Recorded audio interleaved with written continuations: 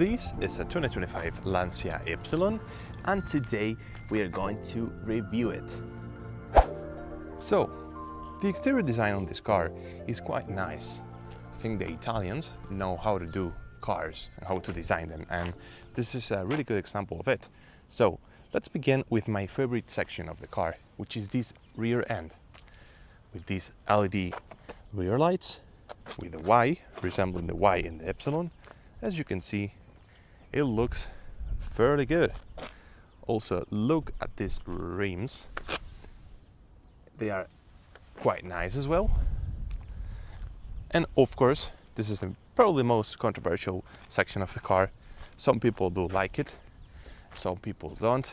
I particularly find it cool, to be honest. It's really unique.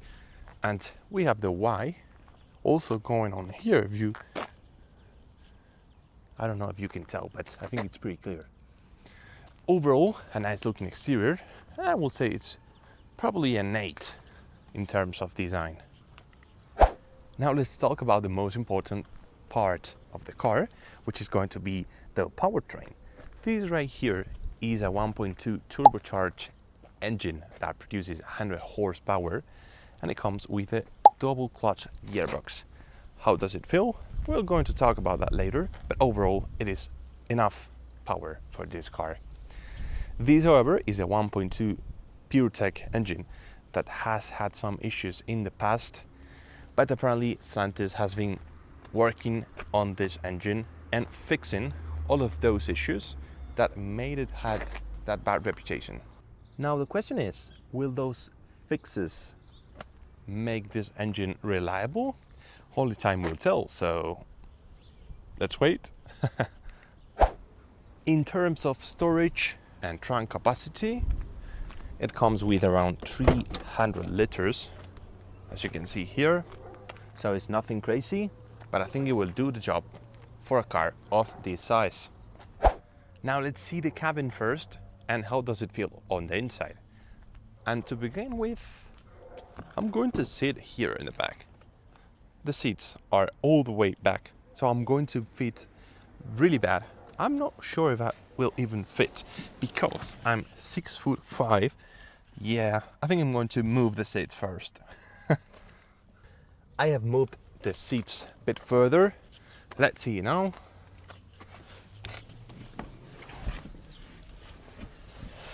Well, it's better. It's not the most comfortable thing, but I think I could do some small trips here. Let's see it now from the driving position. So, first of all, when you open the car, the mirrors open, and let's see it from inside. Here we are. Overall, the design here is pretty well done. I love these Lancia seats. They are quite comfortable. We have this kind of cloth material going on here and here. The air vents are well designed. They look great and work good. Let's start the engine. There it is. One thing I love about this car is that it has physical buttons, and it does have plenty of them. So we have here our IC controls. Here in the steering wheel, we have a lot of physical buttons here to control well the cruise controls and music, whatever typical stuff. But it's nice to be physical buttons that you can control physically. Also, obviously, you know, real buttons, which is nice to have. So here in the center console, we have our start engine button. We can put the car here in drive, reverse, neutral, whatever, and also in manual. And here we can change between the driving modes, which include sport, normal, and eco.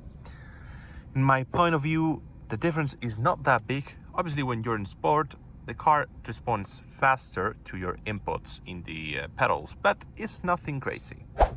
In terms of driving assistance tech, we have adaptive cruise control and keeping in lane assistance. So it's well equipped in that regards. And if you're wondering about that, it's going to be comfortable doing cruises on the highways. Now, let's talk about the price of this car. The MSRP on one of these is around 25,000 for this specific configuration, but it can go up to 35,000. I'm not completely sure, but I think it is. I will put the numbers, however, in the video. But yeah, let me know what do you think about that price. I think it is fine, although you can probably find better options. But if you like the brand and the styling, it is actually quite nice. But hey, let's take it for a drive so we can see how it goes. Okay, so let's take it for a drive. So yeah, I think I like sport mode because it behaves still like an automatic. So when you rev it too much, it will shift to the next gear, and when you're too low on the RPMs, it will obviously switch to a lower gear. But when you want to push the car, it keeps the same gear a bit more, and it's nice. So in terms of comfort and the city driving, the suspension is quite soft, so it's obviously going to be really smooth and really nice. Okay, so let's talk about fuel consumption. I'm averaging around 6 liters mixed city driving and highways, so it's nice. I did a long trip of around 250 kilometers and managed to get around 5.5 liters, which is it's fine. It's not the lower number in the market, but overall it's nice. And in the cities, thanks to the hybrid system, which remember, this one is a mild hybrid, but this car also comes as a plug-in hybrid and also fully electric. This specific unit is just a mild hybrid, but that tiny effort the electric motor gives to the car, I think helps obviously in the city driving, because sometimes you can see how the car is just moving on electric. Right now I'm in sport, so it will probably not do it, but we can switch to eco and try if it does it. So let's put it in drive now.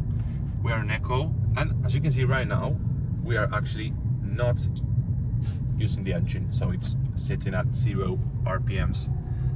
So we are going fully electric. Now guys, let me know in the comments if you would buy this car, and my opinion is that I will definitely prefer these over a Peugeot or a Citroën. I like Italian cars.